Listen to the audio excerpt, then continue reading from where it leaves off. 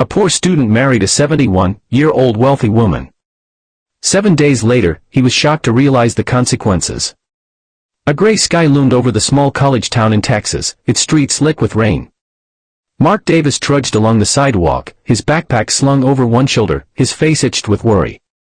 At 23, he was juggling his final year of law school, a part-time job, and an avalanche of debts left behind by his late father. The world seemed to be closing in tighter every day. His phone buzzed in his pocket, snapping him out of his thoughts. "Mark Davis speaking," he answered. A composed, authoritative voice replied, "Mr. Davis, this is Eleanor Brooks. I'd like to meet with you. It's regarding your financial situation." Mark frowned. "I'm sorry, who are you? How do you know?" "I know enough," she interrupted smoothly. "Let's meet at Brooks' Bistro. 7:00 p.m. It's important." The call ended before Mark could say another word. Confused but intrigued, he made his way to the upscale cafe. The rain had intensified by the time he arrived, and his jacket did little to keep him dry. Stepping inside, he was greeted by warm lighting and the rich aroma of freshly brewed coffee. At a corner table sat Eleanor Brooks, a striking woman with silver hair, impeccably styled, and dressed in a tailored suit that radiated wealth and control. "Mark," she greeted, gesturing for him to sit. Her tone was calm yet commanding. Mark hesitated, then took the seat opposite her. "Ms. Brooks, what is this about?" "Straight to the point." "Good," she said, sipping her tea. "Mark, I know about your debts, the ones your father left behind. I know you're barely scraping by. I'm here to offer you a solution." Mark's brows drew together. "And what would that be?" She set down her cup, her piercing blue eyes locking with his. "Marry me." The words hung in the air, heavy and surreal. Mark blinked, convinced he'd misheard. "Excuse me." "You heard me," she said, her voice steady. "This isn't about romance. It's a business arrangement. I'll pay off all your debts, ensure your financial security, and in return, you'll be my husband." Mark let out a disbelieving laugh. "You're serious? Why me? You don't even know me." Eleanor leaned forward slightly. "Exactly. You're young, unattached, and desperate enough to consider this. I don't need love, Mark. I need a companion, someone to share my name, my estate, and nothing more. Think of it as a contract." Mark shook his head, his thoughts spinning. "This is insane. What's in it for you?" Her expression softened for the first time. "I've spent my life alone, Mark. I have no children, no family. I want companionship, even if it's just for appearances. And I want control over my legacy. A husband will help solidify that." He stood abruptly, his chair scraping the floor. "I can't. I need time to think." "Of course," she replied coolly. "But don't take too long. The offer won't stand forever." Mark walked home in a daze, the rain soaking through his clothes. That night, he sat at the kitchen table with his mother, her pale face marked with worry. The cost of her treatments had drained them both, and his younger sister's tuition loomed like a storm cloud. After he explained Eleanor's proposition, his mother was quiet for a moment. "I know it sounds unthinkable," she said softly. "But if she's willing to help, maybe it's worth considering." Mark stared at his hands, torn between pride and desperation. "You're asking me to marry a woman I don't love, just to solve our problems." "I'm asking you to save yourself," she said, her voice trembling. "To save us." The next morning, Mark returned to the bistro. Eleanor was already there, calm and composed. "You've decided?" she asked, not looking up from her tablet. Mark took a deep breath. "I'll do it." She smiled faintly and set her tablet aside. "Good. The arrangements will be made immediately." A week later, Mark stood in a small courthouse, wearing a suit Eleanor had provided. The ceremony was quiet, witnessed only by Eleanor's lawyer and a notary. As they exchanged vows, Mark couldn't shake the unease in his chest. When the officiant pronounced them husband and wife, Eleanor turned to him with a smile that didn't quite reach her eyes. "Welcome to your new life, Mr. Davis." As they left the courthouse, rain drizzling once more, Mark glanced at his reflection in a puddle and wondered, have I just saved my family or sold my soul? The gates to Eleanor Brooks' estate creaked open as Mark's cab rolled up the long driveway. The house loomed ahead, a sprawling mansion that could easily pass for a museum. Its towering columns and pristine stone facade exuded old money. But the windows looked dark and lifeless. Mark stepped out, suitcase in hand, feeling like a visitor in someone else's dream or perhaps a nightmare. Alina greeted him in the foyer, her demeanor as polished as ever. "Welcome, Mir Davis," she said. The formal address sent a shiver down Mark's spine. "I trust you'll find everything to your satisfaction. Dinner is at 7. Mark nodded mutely, following a sullen housekeeper up the grand staircase. She led him to a room that looked like something out of a royal catalog: king-sized bed, antique furnishings, and floor-to-ceiling windows overlooking perfectly manicured gardens. But despite its luxury, the room felt cold, untouched by human warmth. Like a place meant to impress, not to comfort. That evening, Mark sat stiffly at the long mahogany dining table. Alina sat at the other end, impeccably dressed in a silk blouse and pearls. The food was extravagant, delicately plated dishes prepared by a chef he hadn't seen yet, and served by staff who moved like shadows. "I trust you're settling in," Alina said, cutting into her filed mignon with surgical precision. "It's different," Mark replied cautiously. "This place is huge. Feels like I'll get lost." Alina smirked. "You'll get used to it or you won't. Either way, you're here." Mark bristled at her bluntness. "You didn't mention much about your late husband before." Alina's knife paused mid-cut. She dabbed at her mouth with a linen napkin before replying. "He was a businessman. Like your father." Their paths crossed once or twice. Her tone darkened. "But as you might imagine, not all encounters end well." Mark's pulse quickened. "What do you mean?" She looked directly at him, eyes sharp and unreadable. "Let's just say unfinished business has a way of lingering." She lifted her wine glass, her expression unreadable. "But that's in the past. You'll soon understand why I chose you." Her cryptic words echoed in Mark's mind long after dinner. That night, restless, he wandered the sullen halls of the mansion. The house was too quiet, eerily so only the faint creak of floorboards underfoot accompanied him. He passed several locked doors, their brass handles gleaming in the dim light. Each seemed to whisper secrets he wasn't meant to know. In the days that followed, the unease grew. The staff avoided eye contact, speaking in hushed tones when they thought he wasn't listening. He caught snippets of conversation, fragments that sent chills down his spine. Why him? Does he even know?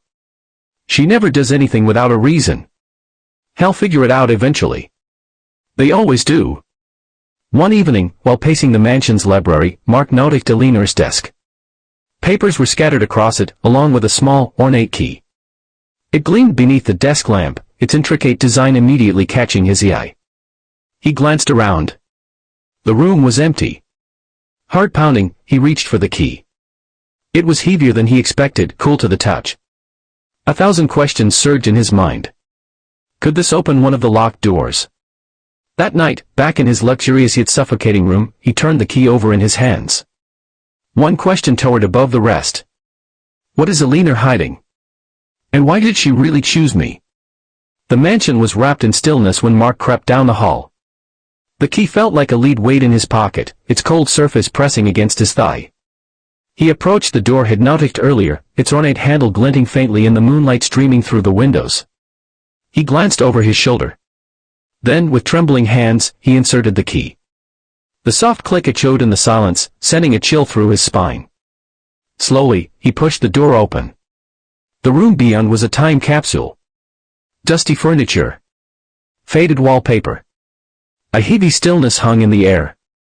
On a side table sat photographs in tarnished silver frames, Alina as a young woman.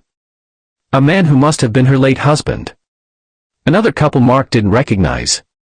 But what drew his attention was a stack of papers on the desk. Mark flipped through them, and his blood ran cold. Legal documents. Failed business deals. Names he recognized, his father's among them. And then, a letter. Handwritten in sharp, slanted script. You ruined everything. My family was left with nothing because of your lease. His breath caught when he reached the last page. A marriage license. His name. Eleanor's. Dated weeks before the wedding, far earlier than he'd been told. Then he saw the leather-bound diary.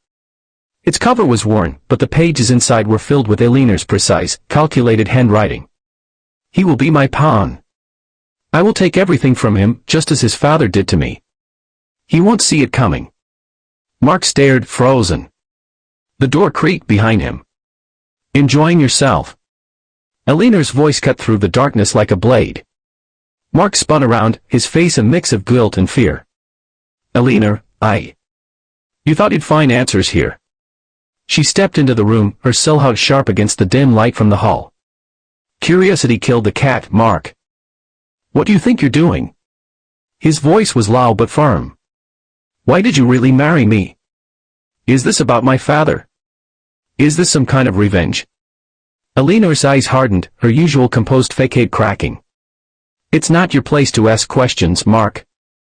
Just do what you're told, and you'll leave this marriage better off than you started. Isn't that enough for you? Mark's fists clenched. Enough. You've lied to me, manipulated me. This isn't a marriage, it's a trap. Eleanor's lips curled into a faint smile, one that didn't reach her eyes. A trap, is it? Maybe you should have thought twice before signing those papers. She stepped closer, her tone venomous. You may think you're smart, Mark, but you're just like your father, blind to the damage you cause until it's too late. Mark glared at her, the weight of his father's legacy crushing him into.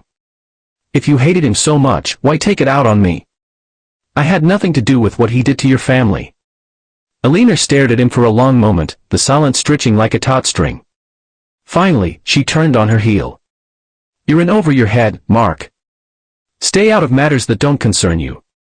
With that, she left the room, her footsteps fading down the hall. Later that night, Mark lay wide awake in bed, his mind racing. Eleanor's words haunted him, but so did the documents and diary. Why had she gone to such lengths to entangle him in her schemes? Was it really just about revenge? His thoughts were interrupted by the faint sound of Eleanor's voice. He slipped out of bed and crept toward her study, pressing his ear against the door. Make sure the transfer is complete, Eleanor said, her tone sharp and commanding.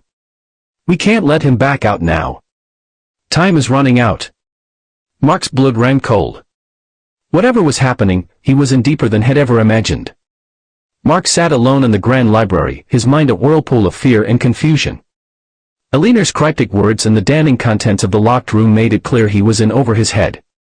The once imposing estate now felt like a gilded prison, its luxurious trappings concealing dark secrets.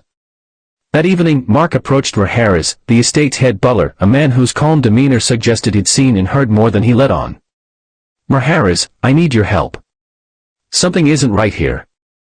The older man regarded him with a steady gaze, his hands clasped behind his back. Harris. I was wondering how long it would take before you came to me, Mark. You know something, don't you? About Eleanor. About all of this. Harris hesitated before speaking. You're not the first young man to be drawn into Eleanor's world, Mark. She's clever, resourceful, and ruthless when it comes to her goals. My advice, watch your back. Mark's chest tightened. Why are you still here, if you know what she's capable of? Harris' expression softened, a flicker of regret passing across his face. Some of us don't have the luxury of walking away. Determined to find a way out, Mark began devising a plan. He reached out to a trusted friend from law school, Peter, under the guise of catching up.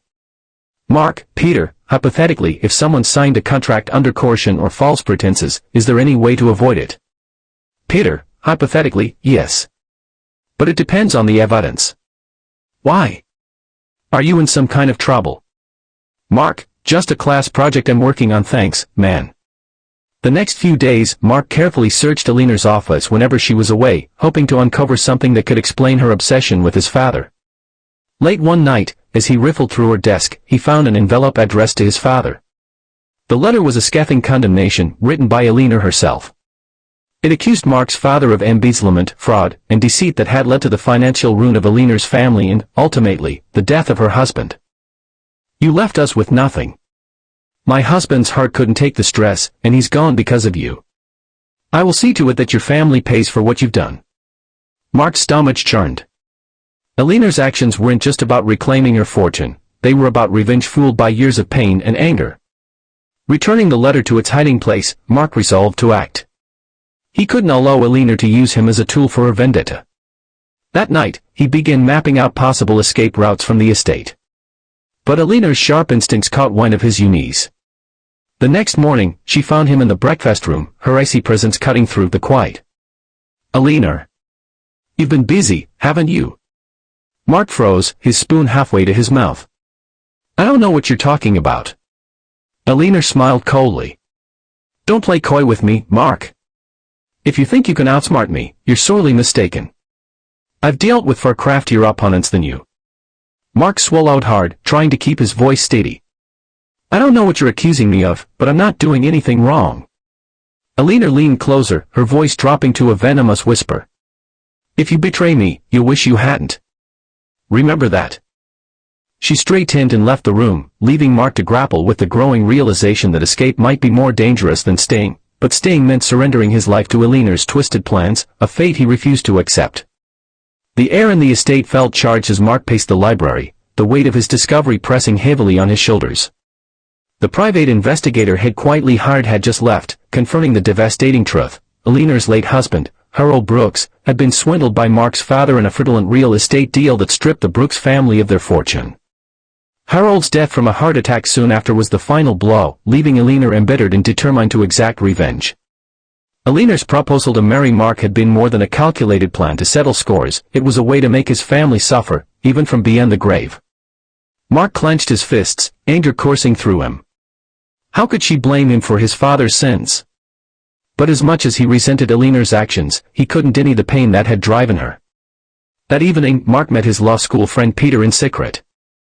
With Peter's help, he compiled the evidence he had collected from Eleanor's office and the investigators' findings. Among the documents, they discovered Eleanor's involvement in current business dealings that bordered on illegal, shady partnerships and falsified reports designed to rebuild her empire at any cost.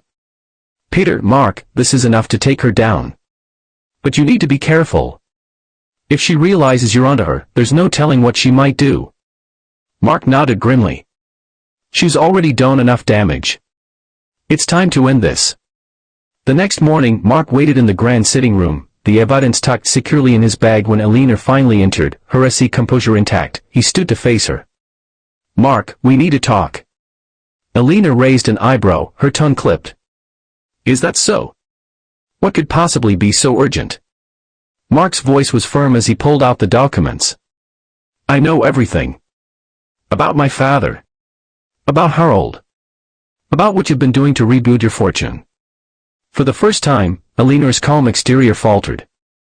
Her eyes flicked to the papers in Mark's hand. "You've been snooping again, haven't you? Do you even understand what your father did to my family?" Mark stepped closer, his voice rising. "I understand that he wronged you. But what about the people you've hurt along the way? What about me? I didn't do anything to deserve this." Eleanor's jaw tightened. "And my family deserved to lose everything. My husband deserved a day of stress and heartbreak while your father lived comfortably. Don't talk to me about fairness, Mark." Mark's hand shook as he held up the evidence. "Revenge won't bring him back, Eleanor. And it won't undo what happened.